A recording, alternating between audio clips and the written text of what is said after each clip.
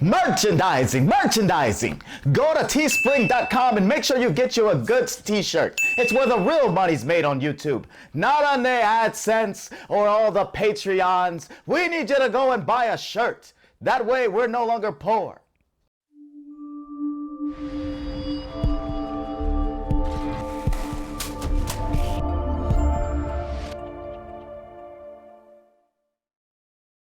Hey guys, welcome to the show. I'm Manny. I'm Terrence. And here are the goods. But first, let's talk some freaking fantasy football. How'd you do? I did great. I mean, my team lost, but I did great. I did pretty damn good too. And it just sucks that the freaking your Lions, my Cowboys lost. Yeah. See, this is what I hate about fantasy football. I have to sit up there and root for somebody on the opposing damn team to do well, so that way I can. Your team. Yes. That's why it was like last year I didn't even play because I'm so upset about doing that stuff. And what do? First game, I draft the damn quarterback of the opposing team, and I have to sit there when he was sucking ass for half the damn game. I have to be like, dude, can you score a touchdown, or run some yards, or complete some passes? Can you do something? Because I had like 14 points. And what sucks about this too is that you auto draft. And a majority of players are freaking awesome. Yeah, I know. That's what. Don't spend time looking at researching statistics. Just let the computer do it. Let the computer do it. They'll get you a good team. I had a great team actually. I beat my opponent by like 80 points. But your quarterback sucks. All right, so moving on. Moving on. All right, so the box office continues to struggle during this pandemic, and everybody thought that Tenet was going to come out and, hey man, it's Christopher Nolan. Hey, it's this, it's that, and it's going to bring everybody in. But unfortunately, no. It brought in more people that was probably gonna come in, but in hindsight, they probably should have waited. Yeah, you're right. They probably should have waited. They should have waited. Like, I saw a commercial that says #1 movie in the world, and I was like, at like 200 million? I was like, are y'all happy about that? Yeah, and in the U.S., 20 million. I mean, that first weekend, that's all it did, and now you're looking at about almost 30. So anyway, right now it's at 20. How much money they lost in that? It's at 29 million right now for the United States. Okay, 100 and something. Close to like almost 200 million worldwide. To answer your question, okay, so it cost 200 million to make it, but then when you factor in marketing and all that, they're losing money. The only thing I can hope of is that when a vaccine comes out, they do a re-release of this film, because even who said it? Not Chris Evans. Chris Evans on the mind right now. But gee, why, sir? Yeah, I know. Some director came out and said that watching. No, it was Chris Evans. Was it Chris Evans? I'll put it up. Somebody came out and said that watching Tenet in the theater is an experience. So maybe when we get to a point where there is a vaccine, that maybe Hugh Jackman. It was Hugh Jackman. That's who it was. I don't need to put it up now. But he says an experience, so it's like maybe once the vaccine comes out, maybe they re-release it in theaters, and maybe it can make up some money. Ain't gonna make the billion that they thought this thing was gonna make, but if this is the only blockbuster that's gonna be out there right now, because I know that they're gonna probably release a lot of independent stuff, right? Mm-hmm.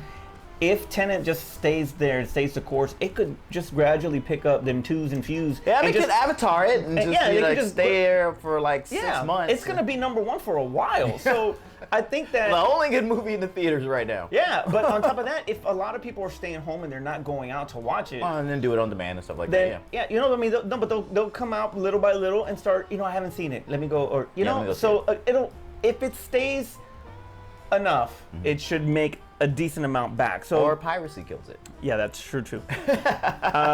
New Mutants was #2 with 2 million. Unhinged was #1 at 1.5. That shows you how bad the box office is. New Mutants #2. No, here's how you know it's bad. When a movie makes 800 grand and it's in the top 5.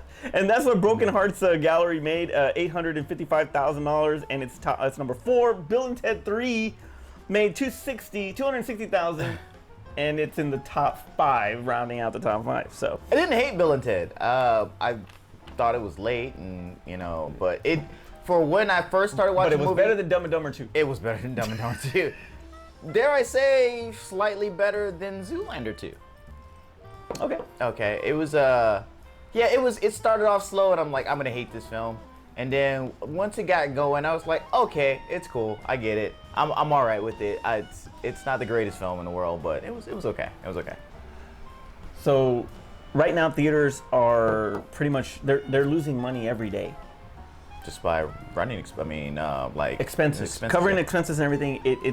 They're losing money every day. Right. So they're like on life support, and with what 60% of the theaters basically, not really showing out, like all these people, like it's just not. It's on life support, honestly. So do you think there'll be a bailout for the movie theaters? I don't know. It's my fantasy team. I don't know, but you got holidays coming up, but now I think that's what they're just waiting on. They're waiting to see if they get through the holidays and see if it'll pick back up. Well, you had a couple titles. Trump says we're getting a vaccine before the end of the year. So you got a couple titles. You had Wonder Woman got pushed back to Christmas. That sucks. Okay, But then, you know what? I don't blame them. Tenet only made $200 million worldwide, and we really wanted to see Tenet. Candyman was pushed back. I almost forgot about Candyman until they announced that it was being pushed back. I was like, because they just stopped showing trailers, stopped talking about it. I was like, oh yeah, Candyman was supposed to already have been out by now. So there was a movie that Gerard Butler was making. It was called Greenland, and it was a lot like Deep Impact and those disaster type movies. Dude, and all that. Can he stop doing these movies? Yeah, I thought it was Geostorm. Yeah, Like Geostorm like, Part 2 or what? What's going on? Can he stop doing these? He's got to protect the president. He's got to protect the world. He's got to kick Persian's ass. Butler does everything. Just put Butler in the MCU and get it over with. He also saves relationships. That's right, he does. The ugly truth. All right. Anyway, so they don't know when Candyman's going to come out, so they already pushed that 2021. Greenland Probably October 2021. Well, I don't know because release for Halloween. Christmas. Halloween. But they said Halloween 2020. Kills was pushed to next year.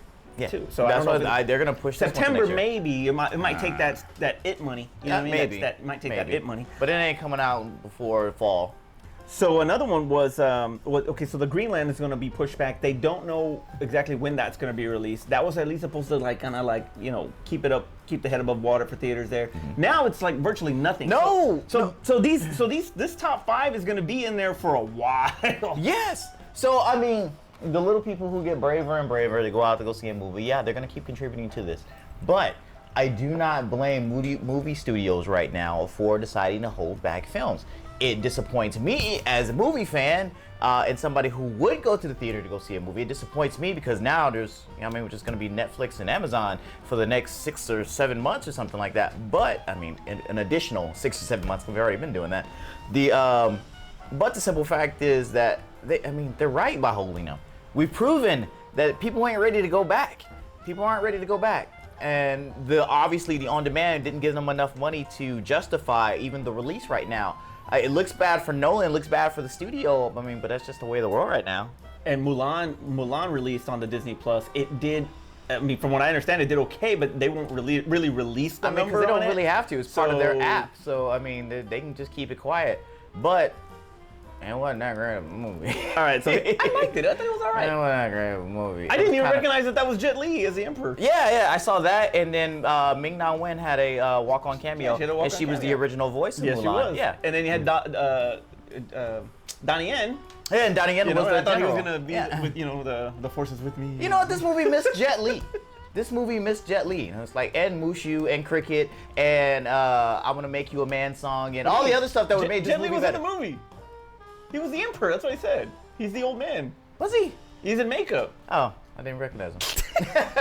All right. Anyway, so to make That's a matters good worse, makeup job there. I didn't recognize it. to make matters worse, now Disney thinks it's gonna move. That it's contemplating, which more than likely it will, move Black Widow either at the end of the year, which will be tough because you're gonna have you'll have No Time to Die, you'll Okay. have the Bond movie, Right. and then you'll have Dune, December 18th, Right. and then you'll have That's good. Wonder Woman on Dune ain't Christmas Day. Dune ain't coming out for Christmas. Or they just say, F it, we put it on Disney Plus, we're good. Or they put It depends on how well Mulan did. or the first quarter, and it takes that Black Panther February slot, and they put it in February. Right. I can see that. They're going to push. Everything's going to get pushed. Until they announce a vaccine, everything's going to get pushed because Tenet proved that we're not ready to go back to the movie theaters. That's what's going to happen. I hate saying it and I hate admitting it because I believe that they do need to put these films out, but from a financial standpoint, it doesn't make any sense. I'd rather hold on to the movie and not take because once you put it out there, you're looking at losses. And it's like, I'd rather not take the loss and just wait. And it sucks. So you indie filmmakers and stuff that make some good stuff that I want to go see.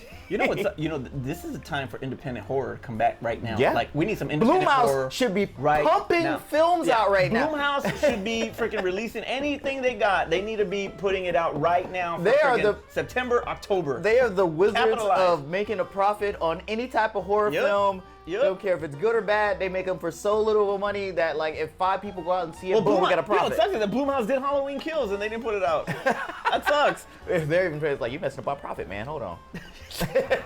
It sucks for these theaters that that they're like borderline palaces and they have like all of these. Yeah, amenities. they did that to get people to come in. Yeah, and they have all these amenities and everything. Now theaters that have like bowling and big arcades and all these things, they might be okay because they have other amenities. Yeah. But for the ones that are Just really strictly big theater, yeah. palaces that are strictly theaters, they're the ones that suffer the most because there's no real content. Now if how it's built and what it looks like is that appealing, well then that's gonna help it, sure. But to not be able to put out new content, that sucks. And you're robbed of an experience. I mean, you can say what you want about Mulan. Okay. I know, I get it, I understand. It was Crouching Tiger, ripoff. I get it. It was. But it was boring. If you see some of those visuals, some of the cinematography on that. No, there's some great shots and stuff like that. I believe sound. that, yeah. You're robbed from an experience as far as the watching screen, it at home. the loud. You know what? You're not giving this movie a chance at all. I mean, I'm not bashing Mulan, but I get it. It was like, yeah, you get. I can only think that maybe the movie theaters will go back to what they were doing before when they were trying to pick up on like the crowds lessening and stuff like that, going and doing pay-per-views, going and doing sporting events, and broadcasting those there so people can watch them on a big screen. I mean, it's an easy way for them to pick up some money. Can we just get some? You know what? These young kids right now. Mm-hmm. You know what they need? They need Bachelor Party. They need Revenge of the Nerds. Is that what's gonna make them come back out? They to the need theaters? Friday the 13th Part 3. Well, they have. They need Nightmare on Elm Street Dream Warriors. They have those versions. Let's see and it's these just- movies back on the big screen. Let's bring 80s back right now. Seth Rogen. Let's get Transformers the movie on the big screen. By the way, that movie bombed in the theaters when Yes, it it came did. out. But it's been remastered. The presentation's amazing. Let's see you. And Let's hear you got the touch in IMAX. I mean, come on. They won't get it. But they've had those movies, like all the Seth Rogen movies when he was younger, all of the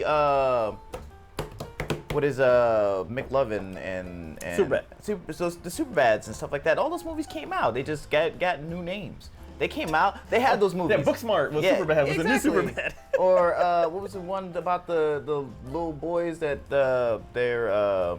I know what you're talking about. Yeah, I can't remember the name. I know what you're talking about. But they've had those movies, and that I mean. It was middle school Superbad. Like Yeah, it was good, middle school. good boys, bad Good boys. Good boys. Yeah, there you go. Something like that. Good boy, whatever. Anyway, so they didn't bring them back, and it's like they enjoyed those movies for what it was, and those movies don't even go down as being iconic classics like the movies were back then when we saw them. So, Again. all right, Spaceballs. Spaceballs. Bring it back.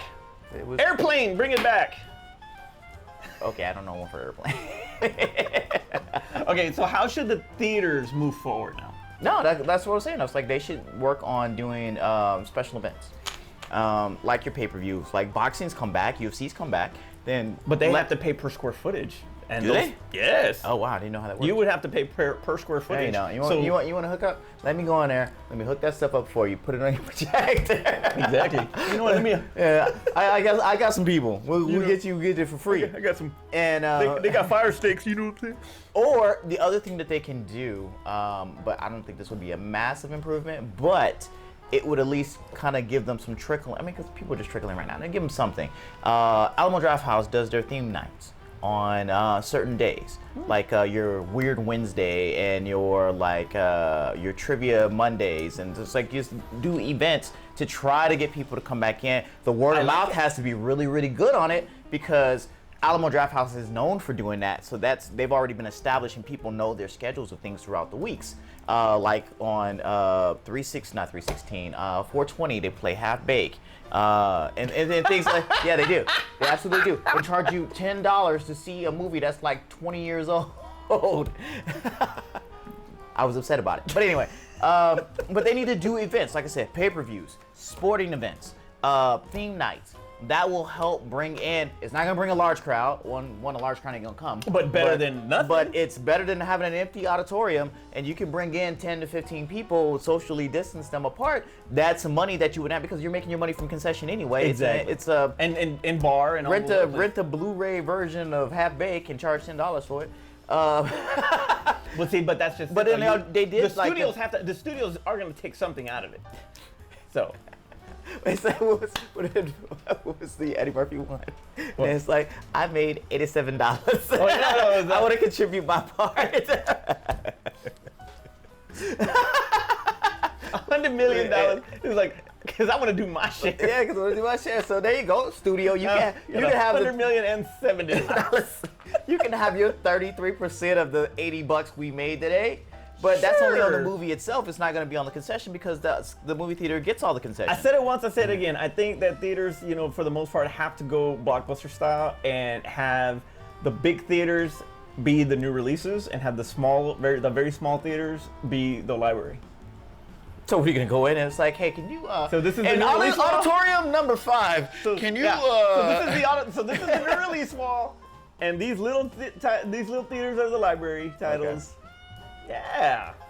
I mean, it'd be good if you can find films that multiple people want to see, and as opposed hey man, to you can still get Lost Boys, RoboCop, freaking Total Recall, all these freaking Hellraiser, the original Hellraiser. I mean, you can get a bunch of stuff. People want to see these movies. Yeah, man. I get that. Yes, and that's what I wanted to tell you. The only genre right now that can help the movie theaters, is horror. I mean, right now this would be a big opportunity for them. Bring back horror. Well, you give me. They just pushed all the movies out. No. I'm talking about if you gotta rely on the classics. Give me some freaking Dead by Dawn. Give me Evil Dead, the original. Give me freaking like I said, Dream Warriors. Give me back some good Six shit. Flags is still doing Fright Fest. Christine. Okay, so Six Flags is still doing Fright Fest. Children of the Corn. Outlander.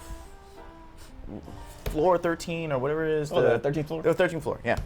They're still open for business, right? Yes. All right. So, as of right now, as of right now, until like too many people go in, they get shut down. Yeah. But they're already wearing masks. They're already wearing masks, right? Just put a little cover on the side. People are still invested in horror for this time of year. So now, this is a good time for them to do it. Some horror. I mean, maybe you can run marathons, horror movie marathons, or something like that. Yeah. That could be something that can be done.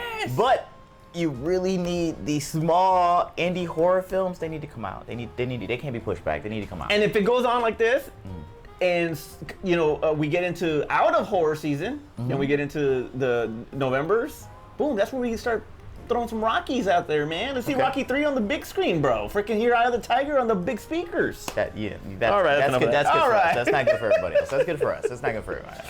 They got 2 tickets sold. So the movies, having a hard time. But you know what's not TV? And right now, a classic is being brought back, and that is Good Times. Okay. Ain't we why? lucky we got 'em? I mean, okay, so when Good Times came out. Good Times! All right. Good Times was part of a certain era, and seeing change for Black people in that era from 74 to 79. Right. Was a big thing. One, seeing them on TV. 2, them sharing the struggles that they go through as Black people. Right. So, how can you work that particular storyline into now today? You can. I mean, you can. It's gonna be like. As much of the social injustice that's going on out there, a show like Good Times, with a hell of a lot more of a creative, landscape there, because it's an animation. Mm-hmm. It is animation. I didn't mention that. I think that you can do so much more with it, and it is a 10-part episode coming from Netflix. Oh, it's gonna be on Netflix. Yes. Okay, I want to check it's this out. a 10 episode. I didn't think it was gonna be like a series. Fox Animation Domination or something. Original creator Norman Lear from the original Good Times is part of it. It's Steph Curry's production company. I don't know actually. if I want the like. Is he just like a producer on this? Or Yeah, like, he's not in- okay, he's I not- was he like, I don't doesn't want act him on it. writing on Yeah. this. Seth MacFarlane is also helping to develop this. Tracy Morgan and Carl Jones from the Boondocks is also helping create some of this stuff on here. Okay. So Bring back the Boondocks. So this is. Do a Good Times episode of the Boondocks. So if you guys don't know what Good Times is. Wait, they did. Hold up. There was a Boondocks episode of of Good Times. They totally did. Ah, forgot about it. But anyway. Okay, so it involves or it revolves around the Evans family. They're in the projects of Chicago. You got Mama Florida, played by Esther Roll. You got John Amos, not Mr. McDowell. This was before Mr. McDowell. John Amos is James Evans. You had Bernadette. What was her name?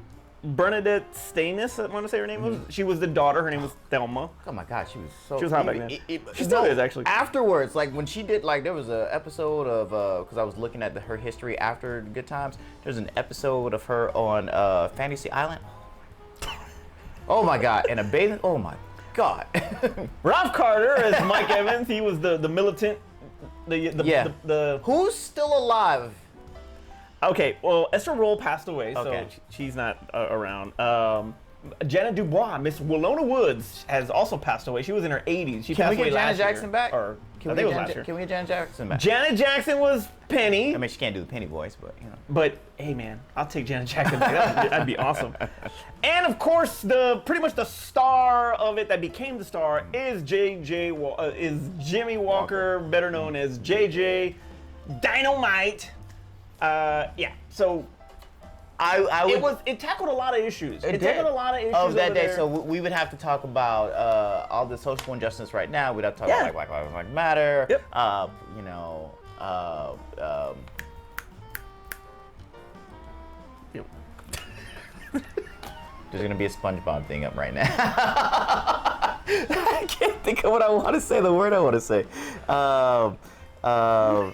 You were on a roll. You was jamming. I know. I can't think of the word. Whatever. It's like racism, but like when it's done over time, like purposeful. What is the fucking word? Why can't I think of the word? Give me your black card, bro. How do you forget this? It's oh my God! It's just I'll put up something else. But anyway, but yeah, it's gonna tackle a bunch of it's gonna tackle a bunch of the issues that we deal with now. Though I don't know it's gonna have the same charm because so many other shows tackle important issues like this nowadays. The Boondocks. I mean, in a over-the-top way, the Boondocks does. But I mean, even like we were talking about, I was like bringing back the Cleveland show. But in the Cleveland show, kind of like flirted. I mean, because Fox wouldn't take any social stances, but they kind of flirted around some things or that were going on in the black community. So there is multiple ways that this has kind of been dished out. When back then it didn't. I mean, we had the Jeffersons, we had Good Times, and that was really it. And some of these. I want to say Norman Lear maybe, but he also contributed as a consultant only to South Park. So Okay. and South Park, they pull no punches when it comes to anything as far as social anything. So yeah, so like Good Times is like there was some shock value in it that they were talking about these things. Now it's just gonna be like a regular episode that any show could do these days now. But you look at the what it was dealing with in '74 through '79, and the racial injustice then was probably worse, or just as bad. You know, right now it's almost like history repeating itself. So I think they have a lot of content that they can address with that. And you know, some of it's going to be serious, some of it's going to be fun. I think that they made light out of a lot of different things. Okay, they would have to make. I mean, it would have to be a lot lighter than the original Good Times was. Yeah, even though exactly. the original Good Times was supposed to be comedy, but it was like depressing in some points. No, it was. It was hilarious. Every time that they like, literally, the show is basically it's where like anytime something like it's called Good Times. Anytime you thought something good was gonna happen, something horrible would happen at the end of the show, which would cost them, and then they somehow learned a lesson out of it, and like we're closer as a family, even though this is totally fucked up right now. Even if you listen to the theme song, easy credit rip-offs, good times, struggling and surviving. No, that's not good times. Those are bad times. Those are horrible times. But those are the times that bring people together. That's what made them good times. No. How about when Florida, with that episode with Florida, something bad had happened, and Florida Evan said, "You call the cops, you tell them we're white." That way they get your faster. What was the one with the sister? She was gonna marry the football player, and JJ was taking pictures, and he tripped over and broke his leg, and was out of the thing. So now they're back to being. Now they got an extra mouth to feed, and they still broke. The other one where, Damn you! Yeah, it's like. The young son didn't get the scholarship that he was supposed to get. He didn't win an award. The dad died. I mean, Damn! There was no good times on good times.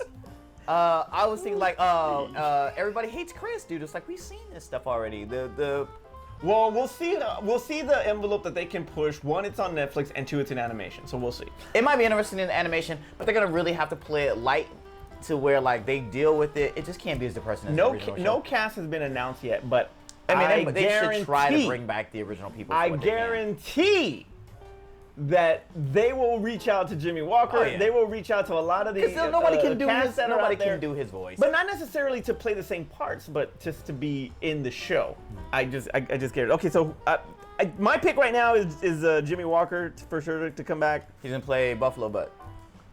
And he was the other one. And Janet, of course. All right. So sticking with the. I said that like you guys watch Good Times, but look it up. Look it up. Look, it was actually a spin-off from a show that was. It was from B. Arthur. It was called Maude. Maude spinned off All in the Family. All in the Family spinned off Good Times. And then All in the Family spinned off the Jeffersons, so it's all over the place. 6 degrees of separation. 6 degrees of separation. All right. Good times. So in comic news, hey, Ant-Man 3, right? Yes. Trying to figure out who could be the villain in this now. All right. You got this next phase. You got Phase 4 coming out. We don't know when it's actually going to start with Black Widow being pushed back because Black Widow is supposed to be the starting point of the entire Phase 4. So we don't know when this is going to happen. But in great news is that. Jonathan Majors from Lovecraft Country, right? That's what it's called? Lovecraft Country. Yeah. He has been cast as Kang the Conqueror. Right. So, I don't follow Ant-Man that well, and I damn sure don't know who I really don't follow. All I know about Kang the Conqueror is that he's a time traveler. Yes, That's he is. literally all I know. I have no. Yes, so now you guys have forced me to go do all of my comic research and history and hashtag research. You forced me to go do this because y'all are pulling out too many obscure characters, and I know you guys in comics gonna be like, "Oh, you don't know about Kang? He was in this storyline. You call yourself the Goods? Yeah, I know. But you know what? He wasn't in any important storyline that I gave a shit about.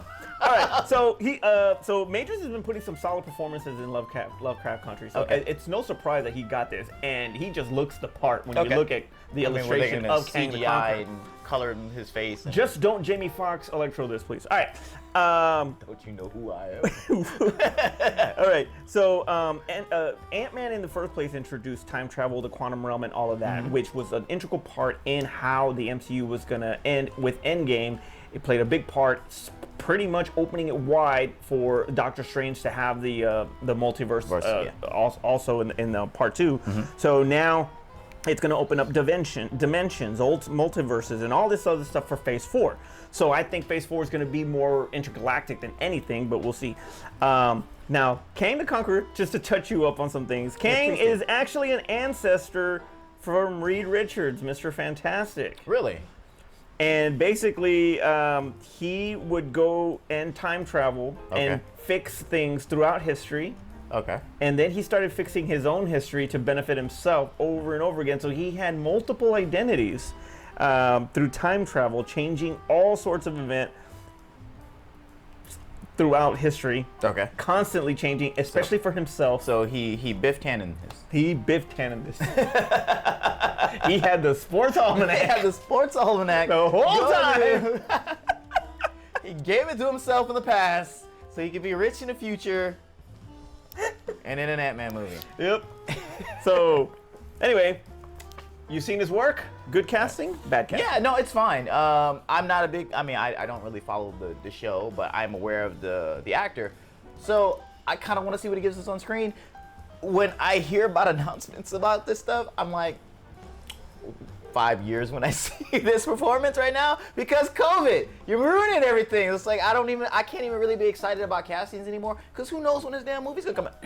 There are finished movies that have not come out yet. Yes. So how am I gonna be excited about movies that ain't coming out yet? You haven't even started filming this. Talk to me when I got a trailer. So I'm excited. Well, you gotta have some kind of excitement. I mean, you bust out the Batman trailer. They bust out the Batman trailer a few weeks ago. And then Pattinson get COVID. Pattinson gets COVID, and then it's announced a little after the trailer's release, hey, that was only 25% of the film's been filmed. You saw all of what they filmed. Yeah, you basically saw. You want to talk about, man, they show you everything in the trailer. Right now, it's literally everything in the trailer. So yeah. Anyway. No, I can be excited about it. I mean, it's just one of those things where when you look at the artwork and the fan art with him as Kang, yeah, you can get excited. It looks pretty freaking. Yeah, that's great. I hope that they do. I mean, because I saw the artwork for Apocalypse. And I saw the other company that was first hired to do the makeup for and the costume for Apocalypse, and then they didn't use that. They used some garbage. So it's like, I'll see it when it comes out. Not that Marvel's really let me down on much of anything, but I kind of want them to be further along before I really get excited about this. I do appreciate that they're still using, for me, obscure characters, and that way I'm not too tied to them to where I feel like they did something wrong with them. I kind of accept what you give me when you give me a character I really don't know. And you can't ignore the fact that they're continuing to diversify their cast. So that's also a great thing too. There you go. All right. They get that money from all over the world. All right, so here we go. I want to throw this new segment out called Rapid Fire, Brandon Lee style.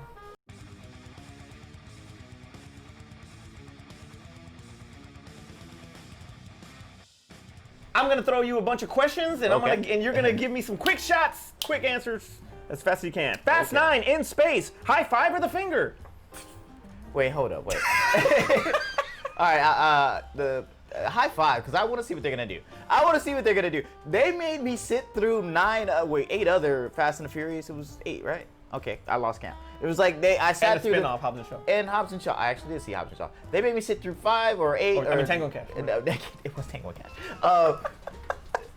8 other Fast and the Furious films, and no matter how convoluted or ridiculous the storylines were, I still went and saw them all. So why not? Let's see how cars drive in space. We talked about this about 2 years ago on our podcast. Hey, this is what's funny is that you let go of Colin Trevorrow for wanting to be in space.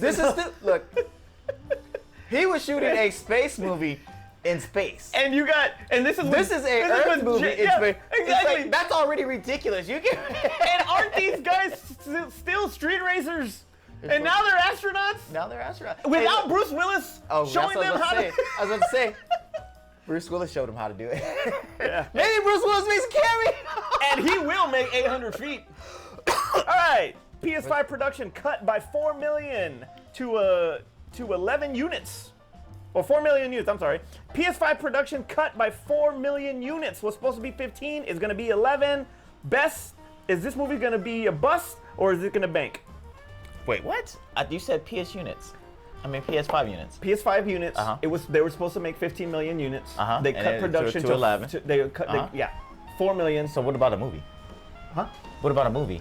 No, this is not the movie. Oh, I thought you said something about a movie. No. The production for PlayStation 5.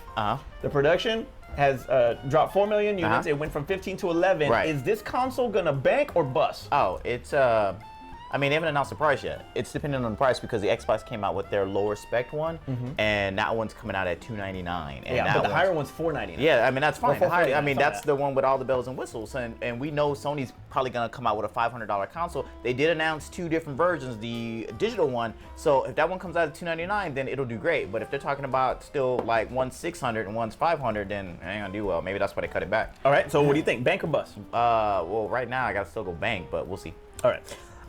Flash movie will restart the DCEU. Good idea or bad idea? Bad idea now. I mean, we just signed on for the Zack Snyder cut. You can't restart now. All right, so we just talked about Candyman. Candyman delayed. Where does it get released? Theater, video on demand? Theater in 2021, Halloween. So all right, so that's where you want to go. October 2021. That's when it's coming out. I hope this is gonna be another New Mutants thing. Oh, I hope not. This is gonna be Because another this New actually Mutants. looks really good. So did New Mutants. No, it did not. Anyway, just Anya Taylor-Joy. She's the only good thing about the whole movie. And her bad accent. All right, Chris Evans, accidental new leak. Big deal or no big deal? No big deal. No big deal. I mean, it's not like, there's a lot of things that could have happened. And by the way, the internet loves Chris Evans, and they showed him so much appreciation that they even like posted good things out there, so that way they can throw off the hashtag and people finding the nude. So it's about, he even made it light. He made light of the thing anyway. So it's good. Well, it's not that big of a deal. Okay. All right. Now people are questioning whether he should have played Thor. I see what you did there. And ladies are asking for an OnlyFans. Terrence, take us home. Hey, you know what? Maybe we can get $1 million in a couple of days, and then say, He can Bella Thorne that shit. Yeah, I'm not really showing any nudes, and then go ahead and take everybody's money. Yeah. I'll be with you, Chris. But anyway, so hey, a podcast. We actually did one. Hey. Good deal. So if you still are looking for these podcasts to regularly appear on the channel, let us know in the comments below, so that way I can show him and tell him that, hey, we need to maybe do these more often. I already hear that all the time. But if you haven't already subscribed, that is the best way to get notified when we actually do the podcast. Clicking the notification button will send you a message to let you know when we've uploaded some randomness that we do on the channel, but you'll be able to look at it first. Hey, I want to throw a shout out to some of our Twitter followers that actually helped me find my Don't Be a Menace Low Dog shirt. So thanks, guys. That's it. All right, for Aspen and Art, where the hell they're at, I'm Manny. I'm sorry. Real quick, if you're still here, because we do these end of the video little blooper things. If you're still here, look down. There's a link here for Patreon. If you guys like the show, please give us money. Give us money. We'll take a penny. We'll take a nickel. We'll take a dime. We'll take $1. We have some stuff on there that we're giving away on Patreon if you do contribute, because trust me, we need help. We need help. We want to buy new equipment, and we need an editor. Somebody who doesn't have to stay up in the middle of the night. Or they don't have to stay up in the middle, but I won't have to do it. So please, down patreon.com/thegoods. It's in the link. Please do it. We appreciate it. Top flight.